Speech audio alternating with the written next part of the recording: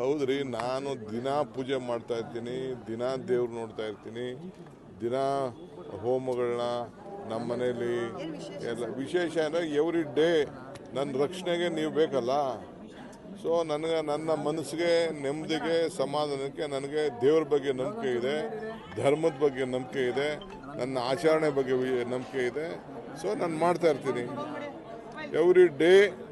ನಾನು ದೇವ್ರಿಗೆ ನಮಸ್ಕಾರ ಮಾಡದೆ ನಮ್ಮ ಮನೆಯಿಂದ ಹೋಗೋದೇ ಇಲ್ಲ ಈಚೆ.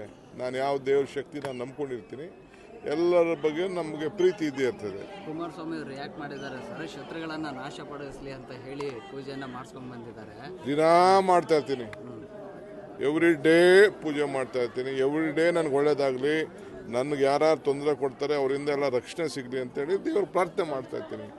ಇದೇನು ಮುಚ್ಚಿಲ್ಲ, ಮರೆ ಏನಿಲ್ಲ. ನೀವು ನನಗೆ ಬೇಕಾದಷ್ಟು ತೊಂದರೆ ಕೊಡ್ತಾ ಇರ್ತೀರಿ, ಮೀಡಿಯಾವರು ದಿನ ಏನೇನೋ ಹೊಸ ಸುದ್ದಿಗಳನ್ನೆಲ್ಲ ಇಲ್ಲದೆ ಹೋದೆಲ್ಲ ಕ್ರಿಯೇಟ್ ಮಾಡ್ತಾ ಇರ್ತೀರಿ. ನಿಮ್ಮಿಂದನೂ ನನಗೆ ರಕ್ಷಣೆ ಸಿಕ್ಕಲಿ ಅಂತ ನಾನು ಮಾತಾಡ್ತೇನೆ.